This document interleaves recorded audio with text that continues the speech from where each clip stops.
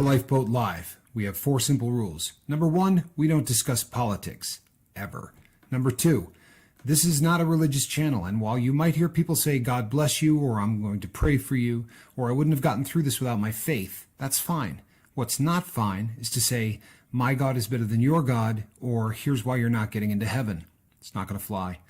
Number 3, we believe wholeheartedly if you can't control your tongue, then you can't control your life. So while on board, there's not going to be any cursing in the live chat, period. And number 4, there is no room for mean people on the lifeboat. Because we discuss very sensitive things from people's past in our group setting, we got to protect those people. The only way they feel confident and comfortable discussing those things is in an environment that is free of trolls and mean people. So if you're a mean person or you're a troll, we're going to block you for life. And if your account happens to be less than 24 hours old, we're probably a little suspicious right from the word go. Why? Well, because there are people in this world who enjoy being cruel solely for the sake of being cruel. It's not going to fly here. But if you're here because you're trying to get sober and live your best life, then you might find that the lifeboat is just that, a lifeboat. I'm Captain Tommy Scoville, and we will see you on deck.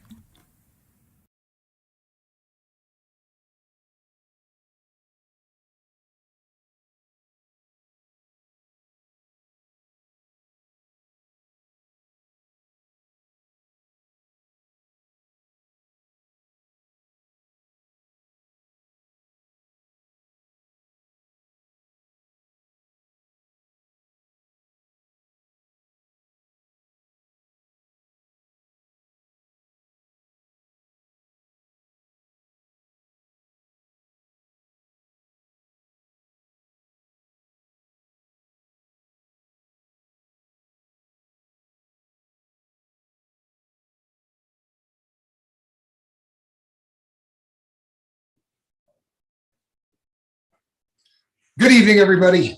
I'm Captain Tommy Scoville, and you are on the lifeboat.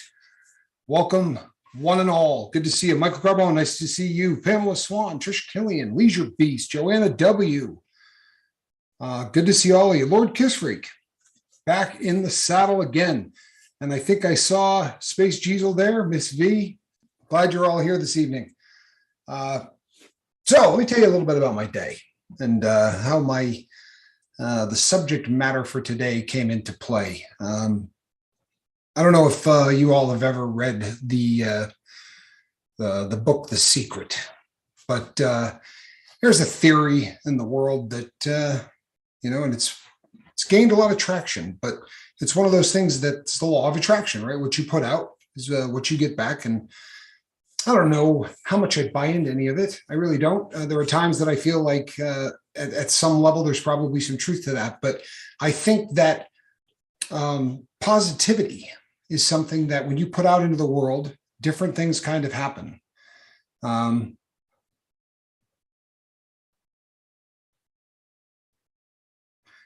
I enjoy the chat with you all more than anything else that revolves around this show. Well, I'm sorry, Michael. Well, but that is what we do. So I'm glad that you're here enjoying the conversation with with the crew of the lifeboat. So today I am up picking up batteries, which is now a daily activity. It's one of those things that, I mean, there's just no way around doing this virtually every day, unless I were to go and spend, thousands of dollars all at once.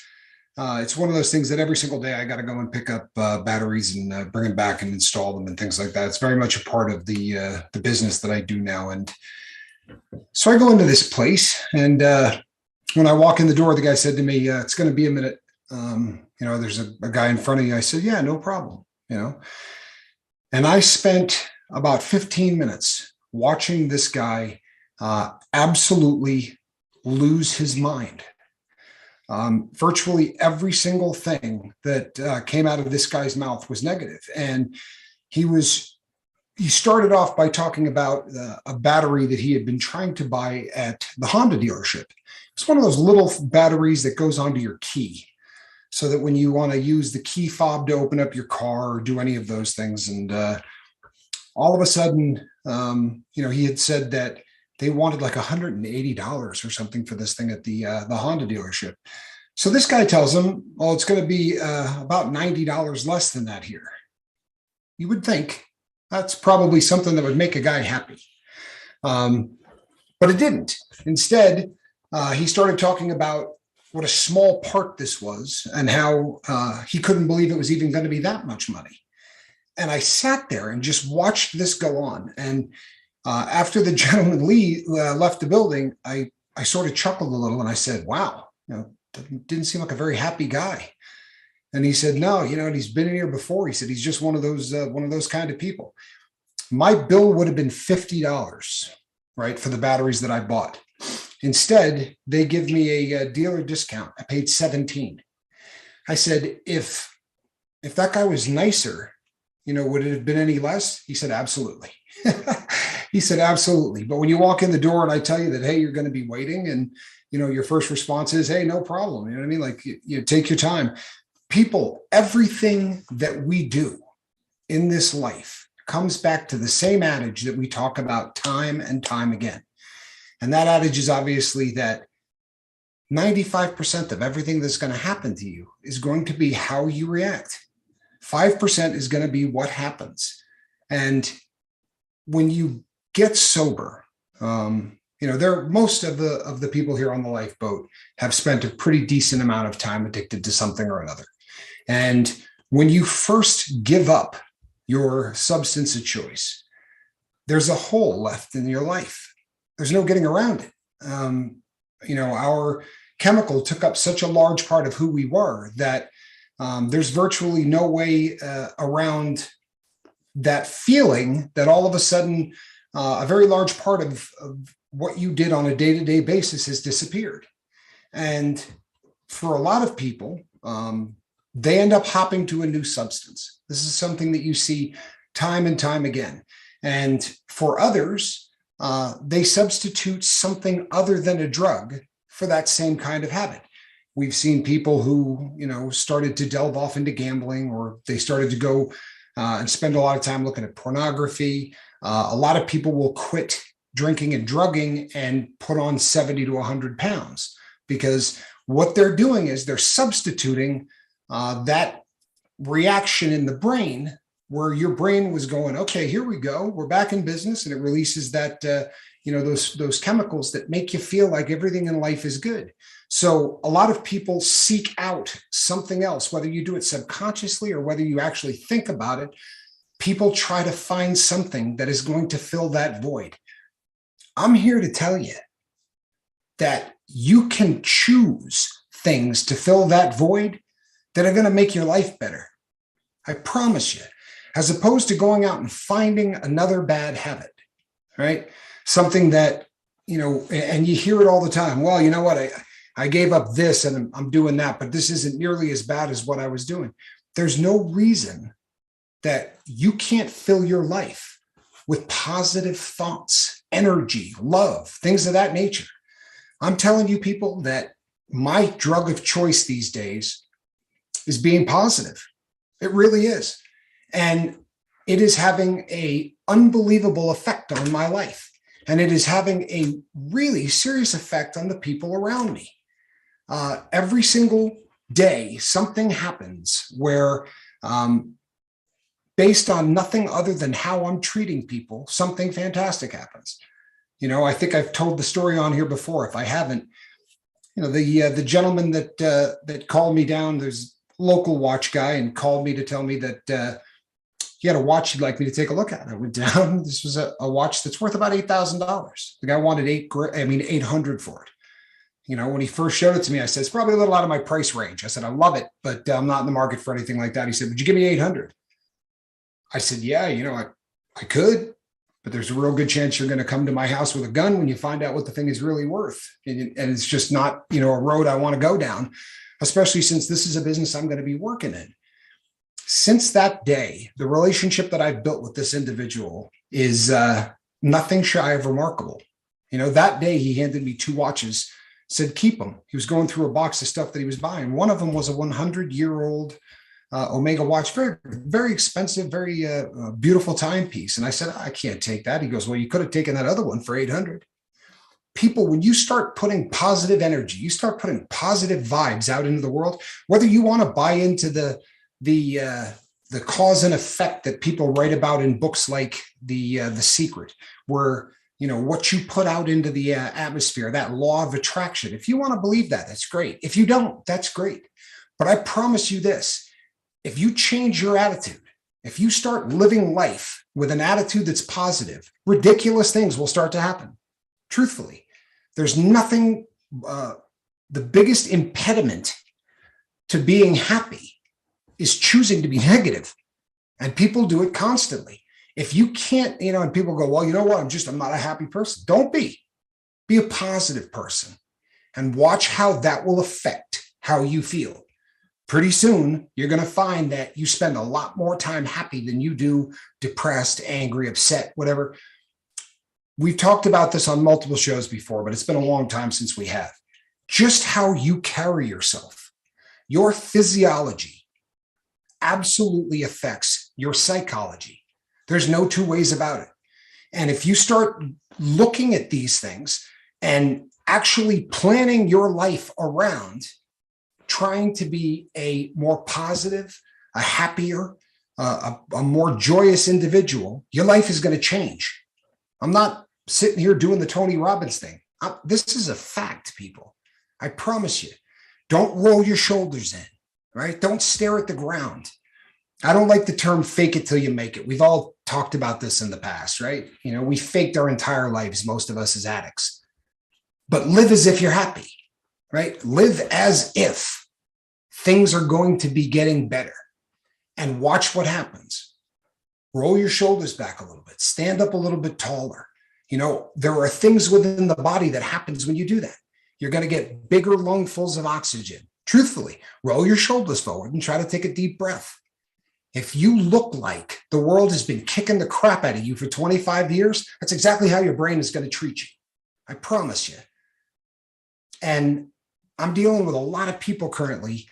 On a daily basis, I interact with a lot of you, and I'm not picking on anybody in particular, but the amount of negativity that surrounds sobriety. I read a post today, and I understand the post. I do, and I'm not picking on anybody, but they talked about the battle of sobriety and how, it's going to be a daily struggle for the rest of your life. And you know what, people? The war doesn't end. You're going to always have that monkey on your back. That's always going to be there. And the first time you let your guard down and you think that maybe it isn't there, you're going to be right back in the life. And I understand if that was the point of the post, I get it. But the fact remains that if you feel like, well, now I'm sober, I'm just going to be miserable fighting this for the rest of my life, go get high. I'm sorry. If that sounds crazy to you, why the hell would you take the time to get sober if you're going to be miserable for the rest of your life? At least addicts are happy for an hour or two a day, even if they got to pay for it. There is no reason whatsoever that sobriety needs to equal being bummed out. Those two things don't need to be hand in hand. You can live your best life, but there's only a couple of ways that it's going to happen, right? You're going to hit a scratch off, and that's going to make you the person that you think you're going to be. You're going to hit the lottery, or you're just going to choose to live your best life. And it is a decision, right? We talk about all of these different tools, and I feel like an awful lot of the time we spend an hour talking about it. People comment, they go, you know what, you're right, you really ought to do that. And within 15 minutes of the show being over, so is the thought. People, turn your damn phone off for 30 minutes a day. We've talked about this, right? You want positive in your life? Turn your damn phone off for 30 minutes a day. Take it and get rid of it. Get it away from you. Detach, right, from all of the things that are happening in the world. Make it so that nobody can get a hold of you. No news can come in here. Nobody's going to hit you and say, hey, the warranty on your car is about to run out, right? Get rid of all of that crap for just 30 minutes a day. I would recommend you do it early in the morning, because when you spend 30 minutes concentrating on who you are, concentrating on being positive and being happy, amazing things start to happen. But when we go forward in sobriety, it's just like I was talking about 2 shows ago. People assume, well, you know what, I got rid of chemicals. Good things are going to come and knock on my front door, right? Happiness is going to come up and slap me in the face and say, I'm here. Appreciate you not drinking, right? Glad you put down the drugs. I'm deciding to move in. So you got a room in here.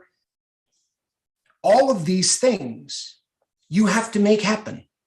Last night when we were talking about conflict, I said, if you wait for conflict to happen before you have a plan on how you deal with conflict, you're not going to get through it, right? Everybody kind of nodded. It made sense. Okay. It's the exact same thing. It really is. If you wait for positive to show up at your front door, it's not going to happen. It's a choice. It's a choice every damn day. Now, my particular affliction was so heinous that every morning I wake up without that impending doom hanging over me.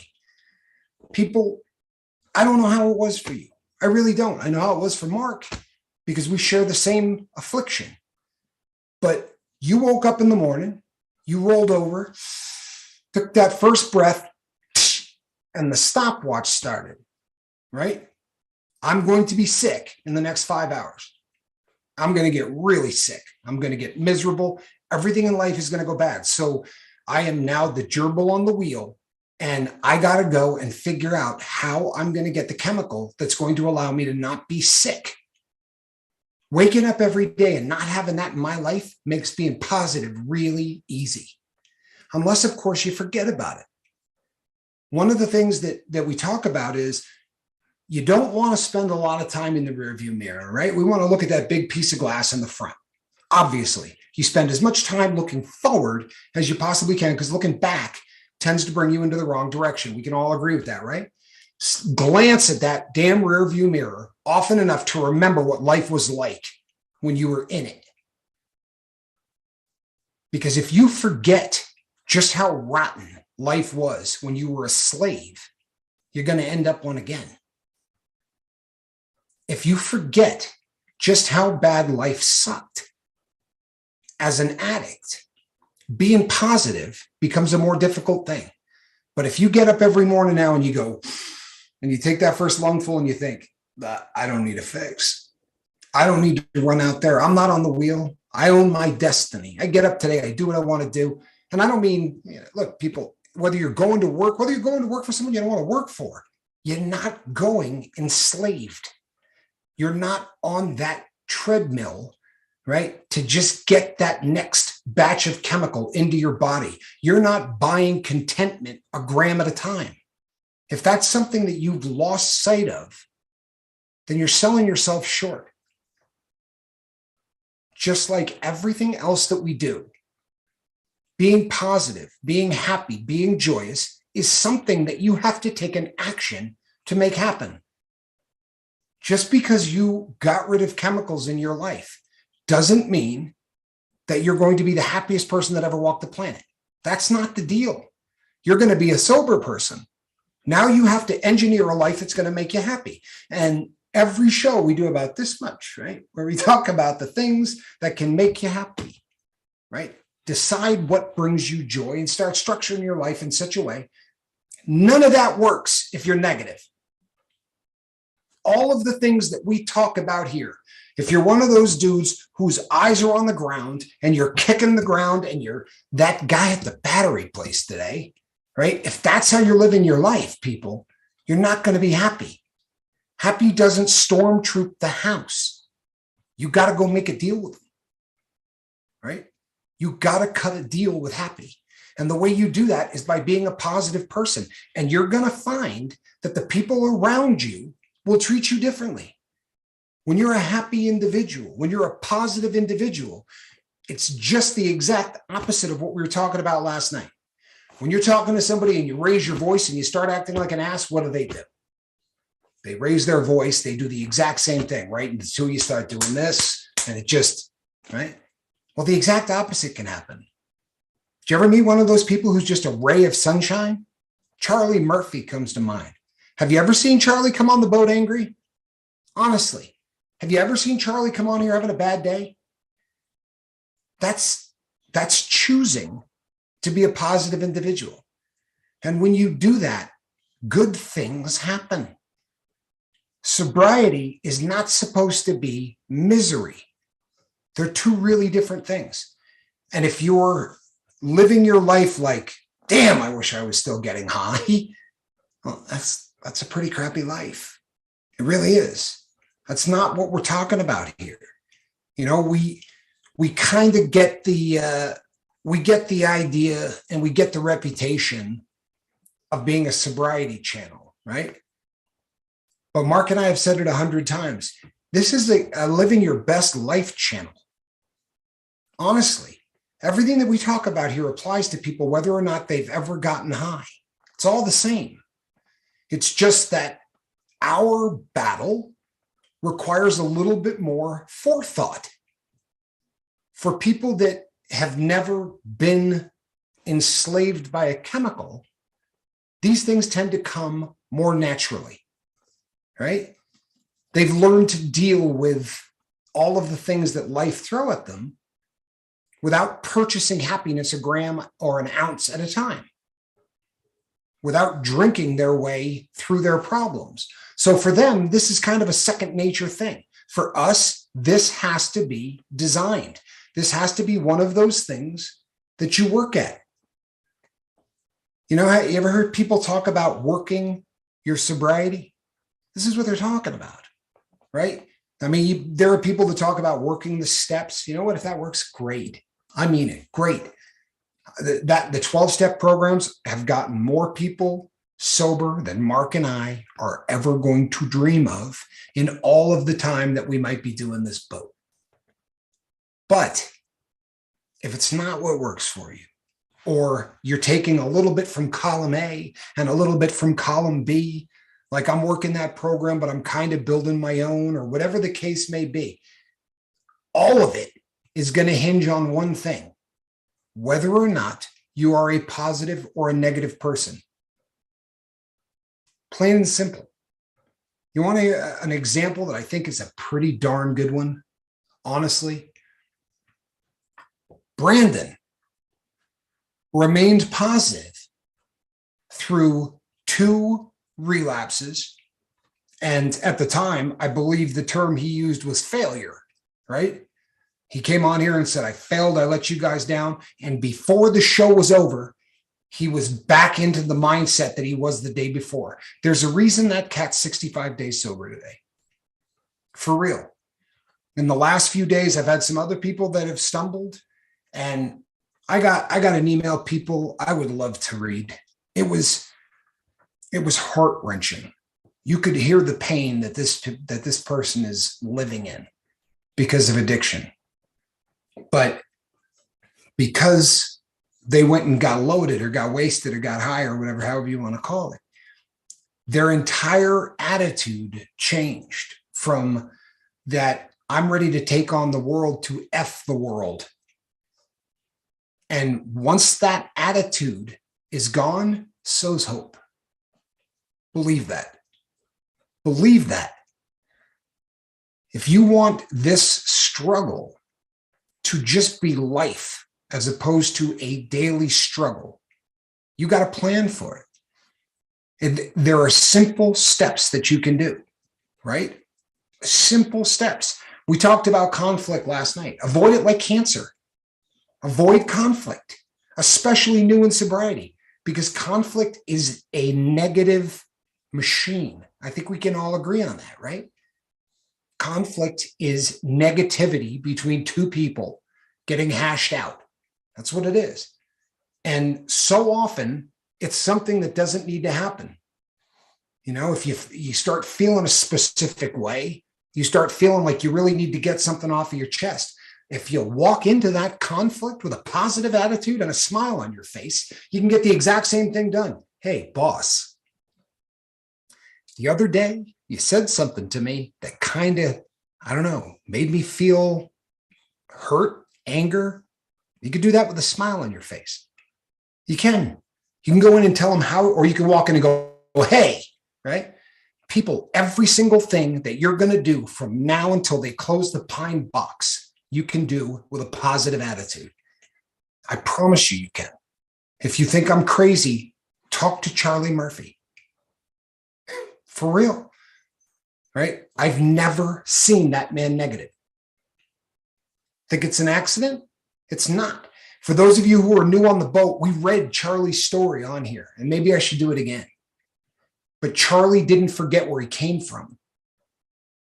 You know, he glances in the rearview mirror just often enough to remember that booze almost killed him, right? They had to whack out like 80% of his stomach or some ridiculous amount that he went through it. He almost drank himself to death. And in the process, he almost lost the woman that he loved. And the two of them are together and they got a great marriage and they're a happy couple. But he never forgot that. You don't have to live in the past, but forgetting it is a really bad idea. If you realize how much better every day is without a bottle in your hand, then you got a damn good chance of making it. Or for me, people, to sit down now and think about sitting on a dirty bathroom floor and shoving a needle in my arm 60 times in 10 minutes because I can't find a vein is a hard thing for me to wrap my brain around. But I promise you, it's not something I intend to forget. I don't dwell on it. But the freedom from that crap, the freedom from the chase, anybody that's ever had their substance of choice come from a drug dealer knows what the chase is. And it's miserable. Mark and I, when we're not on the air and we talk about our past and we talk about the freedom from that life, it's always one of the first things that comes up, man.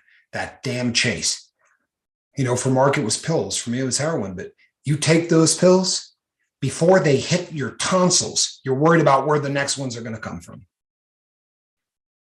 To get up every day with that off of your back is not a reason enough to smile, shove your shoulders back and feel like you're free. Is life gonna show up at your doorstep and say, hey, I just paved a really wide street. It's covered in gold and it's going to take you right to where you want to go. It's not going to be like that. It's not going to be like that at all. It's going to be curvy. It's going to be bumpy. There are going to be some really bad days and you can hit every one of them with a smile on your face. I promise you can. Even when it's dragging and it stinks, you can do it positive or you can do it negative. It's a choice. I promise it is. And people, I put this floor and I hit myself in the thumb with a hammer at least a half a dozen times, right? And we already know I've got some hand issues. Was I smiling, Tommy, through the entire thing? Of course not. You know, you scream, but you don't carry that crap with you for an entire day. You don't treat the guy at Home Depot like he's a loser because you hit yourself in the thumb with a hammer earlier in the day. We take negativity and we take positivity. to the world. If you decide that you're going to be a happy person, it's going to affect every single person that you meet throughout the day. Do you remember the video that we did, I don't know, 2 or 3 months ago, where we talked about the difference between beautiful and pretty, right? Pretty is an act of God. It is the luck of the genetic lottery. All of a sudden, boom, you know what? You come out and you're fun to look at. Beautiful is a choice that you make hundreds of times a day. That guy today trying to get that little key fob wasn't choosing beautiful, people. He wasn't. And whether or not he may never know, right? But it affected him.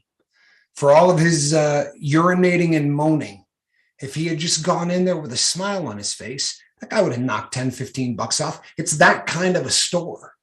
It really is.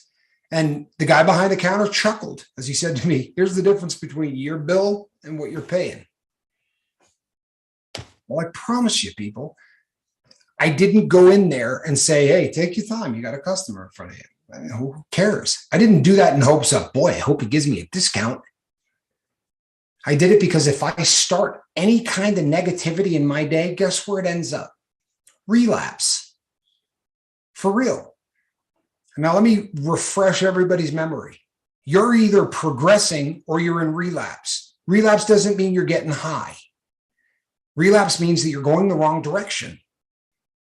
And we went through this. If you have never seen it, go back because it is a darn good video, if I may say so myself. But it's the stages of relapse. And we talked about, all of the different things that happens. And, you got about 5 signposts along the way. When you get to that last signpost, you're putting the keys in the car. You're either driving to the liquor store or you're calling the dope man. But at that point, it gets a little bit too late to pump the brakes. But the common denominator, seriously, the common denominator, you ever see somebody really positive in relapse? Think about it. Honestly.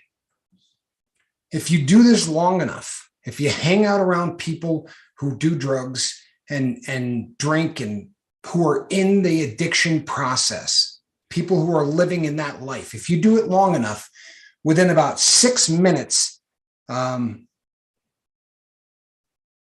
you hear me, Captain? You know what? If I've missed a couple of comments from you, I haven't looked at anything.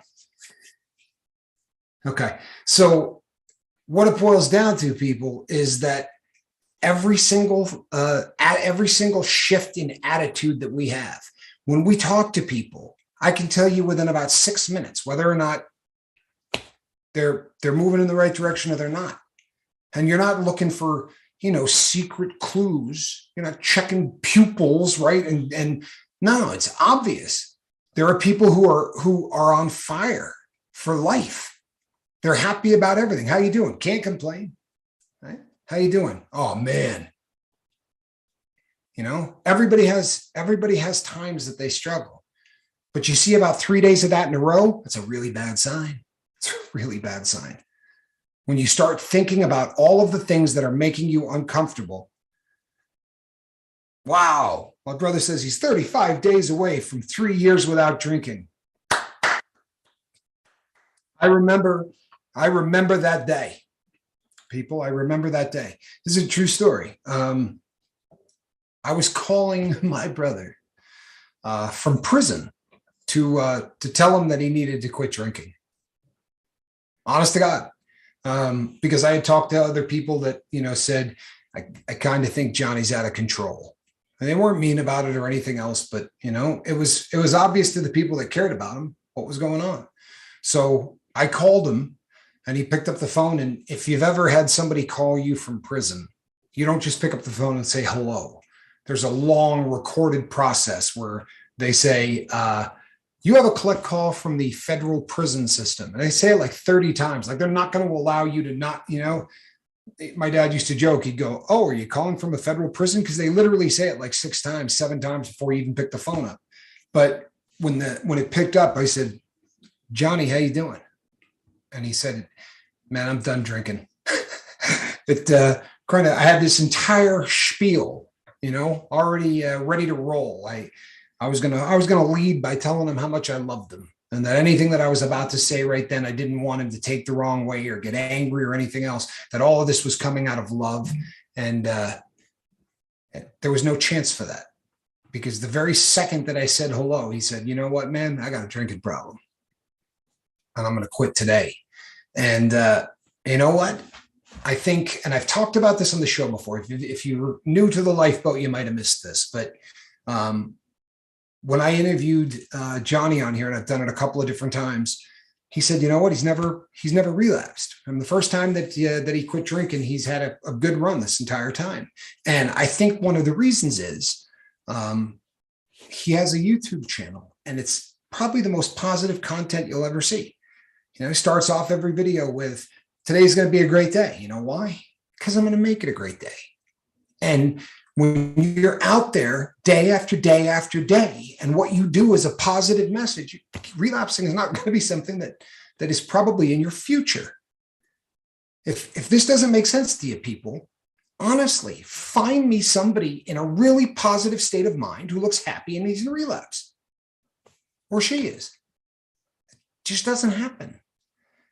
Relapse is a process whereby we start sliding back into the behaviors and the mindset that we lived in while we were addicts. Were you a positive cat when you were an addict? I wasn't. Right? I don't know anybody that is. That is a negative lifestyle. Everything about it screams negativity. That's just the way it is. So if every day you get up, you attack the world with a positive attitude, guess what you're doing? You're creating new memories, right? Talked about that a lot. You're creating new memories that have nothing to do with your previous life. Page 2, page 3, right? Everything you do is about a whole new lifestyle. It's about a whole new plan. Well, in the old plan, were you a really positive person? I wasn't, man. I was a jerk. I was a negative person. And I wasn't just a negative person. I was a thief. I was a liar. I didn't have a redeeming quality to me by the end. I didn't. I mean, nobody starts that way. But after a couple of decades of doing tar, there was nothing about me that was worthy of saving. My heartbeat. But I'm not bragging. It took 3 decades. Right? I'm not bragging. I failed more than anybody in sobriety history trying to get sober. But I'm telling you, the path to sobriety, some people could drop a habit like a cigarette, but my uncle stopped smoking cold turkey. I have seen people stop crack cold turkey. You know what? I have too. And I'll tell you, be honest. What's one of the common denominators? Very oftentimes when somebody is able to drop a habit like that, what they're doing in life keeps them really busy and keeps them really positive. Right? If you keep a positive attitude and you're not sitting on the couch with 4 hours of downtime a day, like the other day when we were talking, structure your life in such a way that you don't have huge blocks of time to stare in the rearview mirror. That's what one of the driving factors for people who end up going back. The guilt of what you did when you were getting high starts to weigh on you. Well, if you're doing something already, right, that thought and the next thought can't occupy the same space at the same time. So if you have nothing to do and you sit on the couch, you're saying to your brain, go ahead, man, go to work on me. Get the ants. Right? Let the automatic negative thoughts just start crawling all over my brain, and I'll see if I can get through it. Attack me, and I'll see if I'm strong enough to not use today. That's what sitting around does when you're an addict. Structure your day to have things to do. And if you go, well, you know what? I don't have a car, and there's 4 hours a day. Go outside. Go for a walk. Look at nature. But don't sit around doing nothing, because when we got high, we sat around doing nothing. Right? Your new life has to be different than your old life. M. Hunt, I am also available if you need to talk, my brother. Reach out to me. I love you. You got my email address. Love you. And Yep, I'm always there. Just send me an email. I look forward to it. I really do. But I'm telling you, people, this isn't hogwash. This isn't psychobabble. This is 101, right? This is really basic, not just sobriety 101. This is happiness 101, right? This is living your best life 101. You are not going to live your best life if you're negative. You're not. So as for me, positivity is going to be my drug of choice. I like it. I like the way it makes me feel. I like what it does to my brain, right? My brain reacts to me being positive the same way. I'm not joking, people. It's the exact same reaction in my brain as when the guy used to hand me the dope. It really is. I get a release of chemicals in my brain that tells me everything is groovy. It's the exact same thing that me doing stupid things used to do. But by the grace of God, truthfully, and some effort, I am getting rewarded. The reward center of my brain is working the way it's supposed to.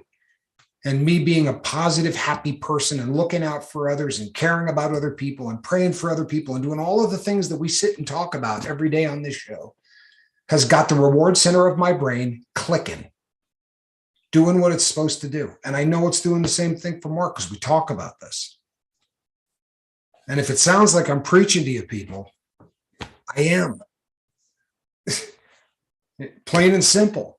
If it sounds like I'm preaching, I am. The number of people, and I love you all, I swear to God I do, but the number of people who park on negative, I know that this is tough, especially in the beginning. But the crazy thing is it's a self-fulfilling prophecy. If you're positive, it's not nearly as tough.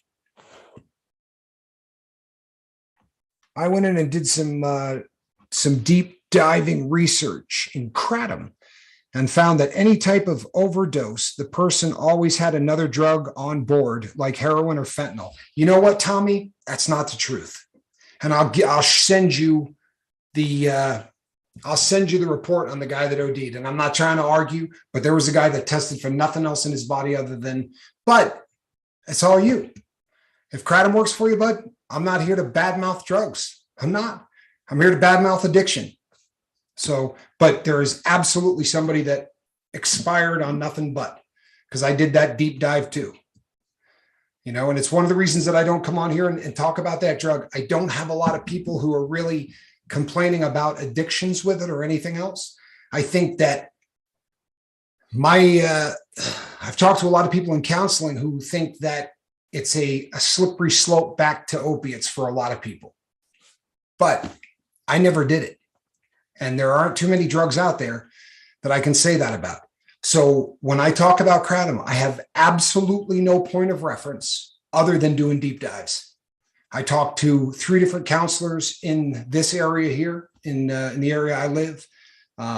And my probation officer and I actually had to talk about it because they're violating people on it now. But I don't know what it feels like. I worked with a couple of guys that took the number of capsules these guys took was just staggering. I used to watch these guys that looked like, they were eating good and plenties. Guys just had a mouthful of these things. I mean, honestly, he would burp and powder would come out. But so obviously he was building up to more and more and more, but I can't speak about it with, the kind of authority I feel like I can on stuff that I abused for years. I don't know squat about it from that side of the equation. So, and again, let me say something on that. I've actually tried Kratom. And again, guys, I'm not, promoting or not promoting. I have no position on this as far as, my own whatever. Pamela, I'll tell you what that is in just a sec. Kratom is a root from Indonesia, and it hits off the same receptors as opiates do. It's trying to mimic what opiates do for you in your brain. That's exactly what it's trying to do, and that, in my opinion, is actually an inherent problem of it. Because with me and Tommy, we're on. I'm on Suboxone. It does not give us that feeling.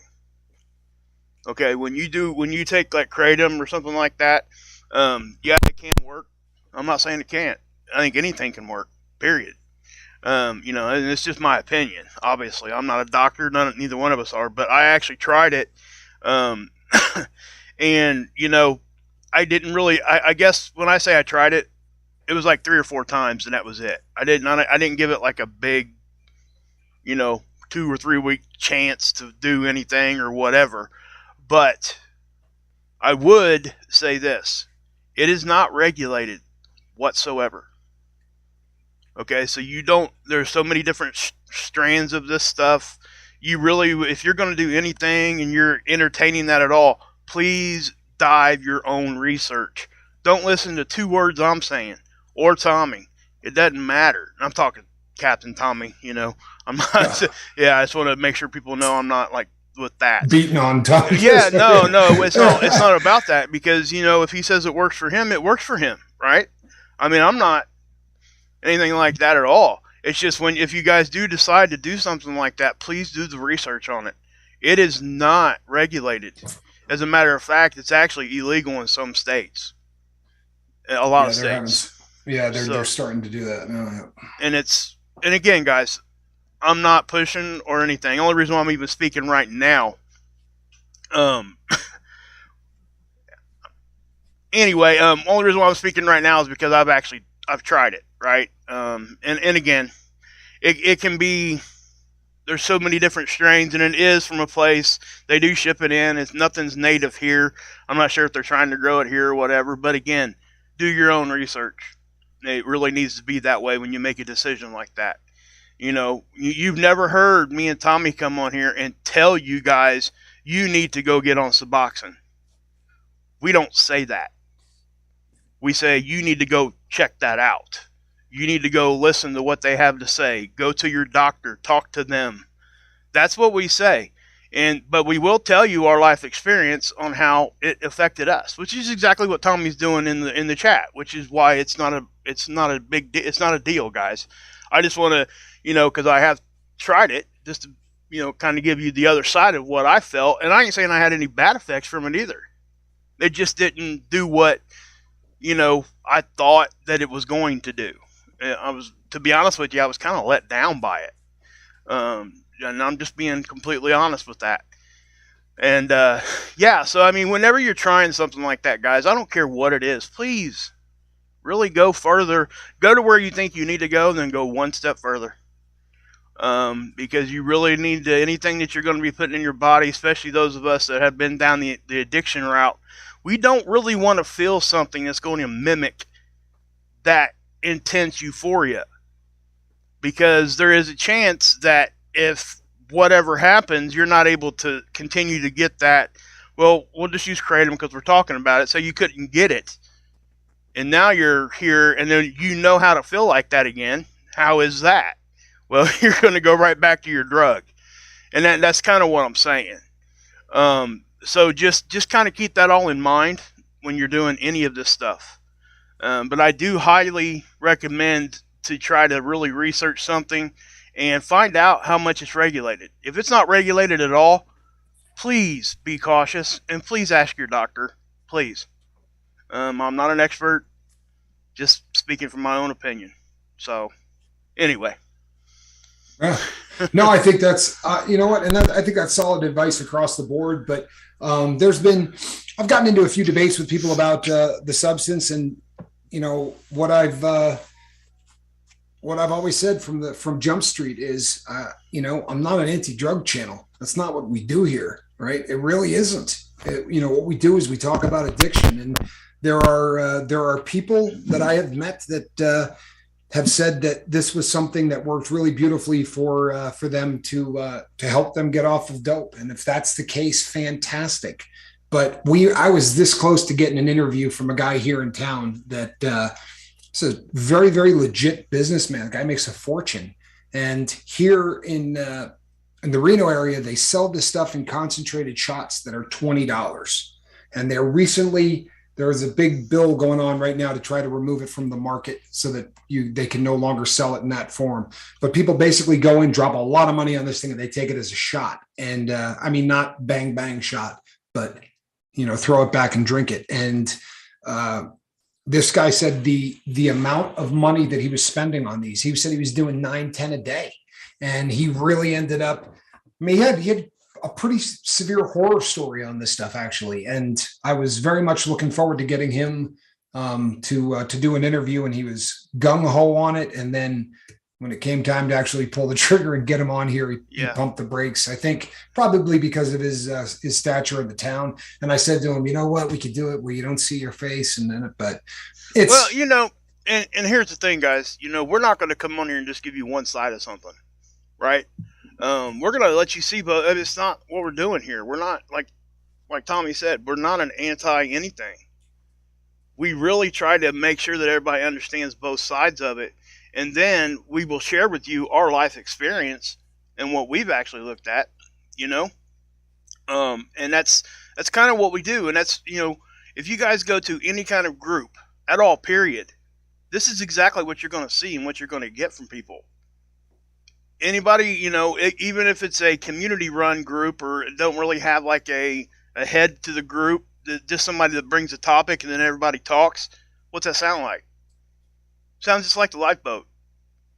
And that's what I'm saying. That's why we're able to share all these things. And I really find it very, very, like you said earlier, positive that what we're talking about here, that we can have this discussion and absolutely nobody's getting mad. You know what I mean? We're able to give our opinions, and that's exactly what we need, because my walk is not going to be the same exactly as yours. And I really do think everybody needs to find their own path. Yes, take the advice from people, but when you see something and if you hear it and you don't know what it is, please make sure you know what it is before you try it, because there's some stuff coming out now and new stuff that we've even just barely touched on here that can really, wow. There's things that I never thought. I seen a statistic, and I'm just going to throw this out here right now. In the 1970s, when Nixon started his war on, drugs or what have you, it was about the heroin crisis that was going on in the inner cities. Do you guys know how many overdose deaths we had that year, in a typical year in the 70s? 7,000. Okay, you know what that number is today? 100,000.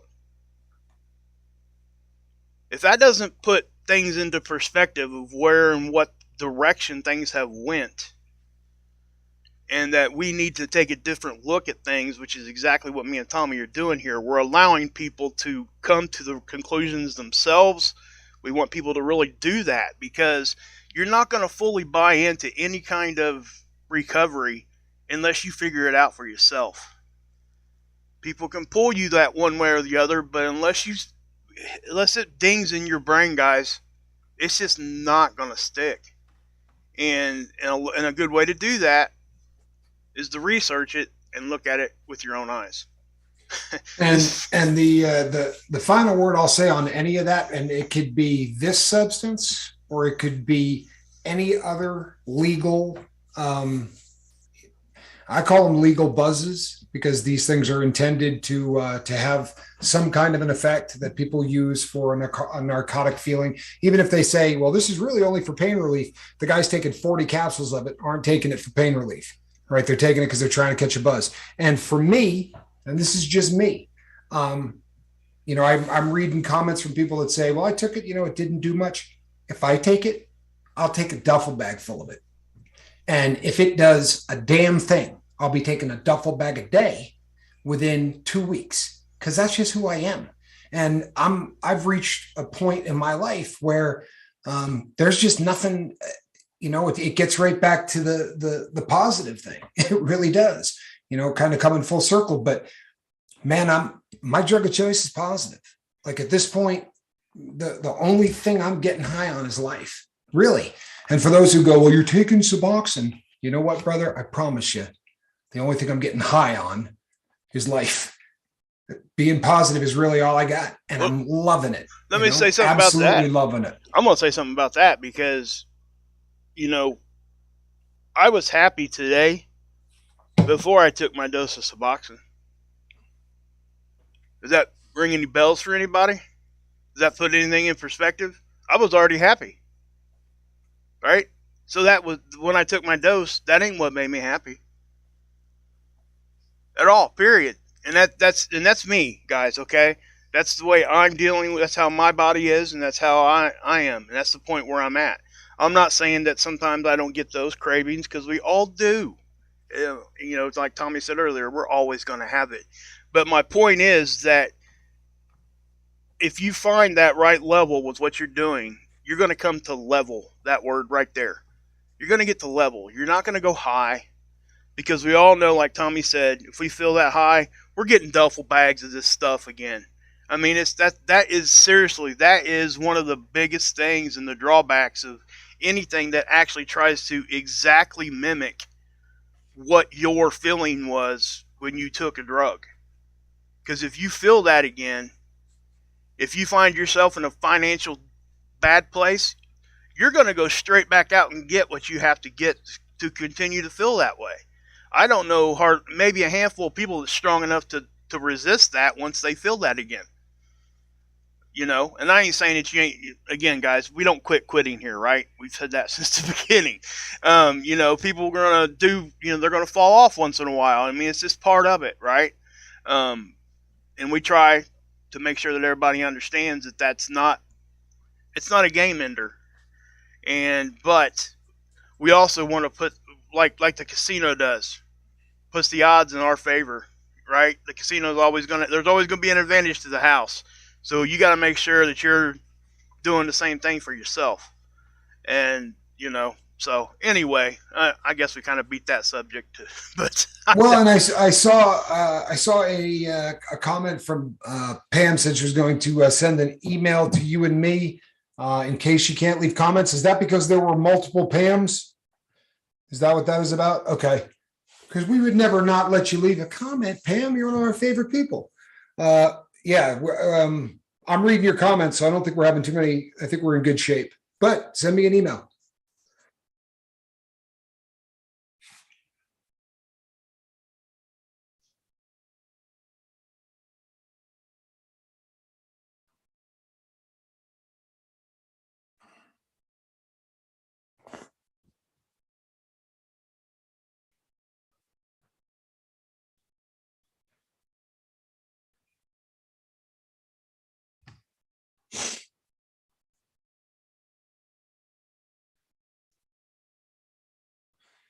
DJ Daddio, I did not see you come in, my friend. I'm glad that you're here, and you have a good evening.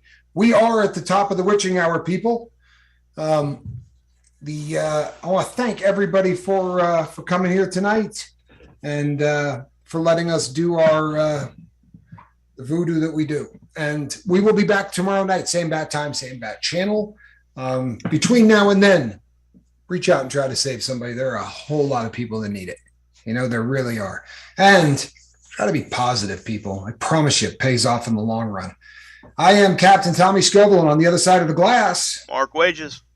And this, of course, is a cat in a basket. Good night, everybody.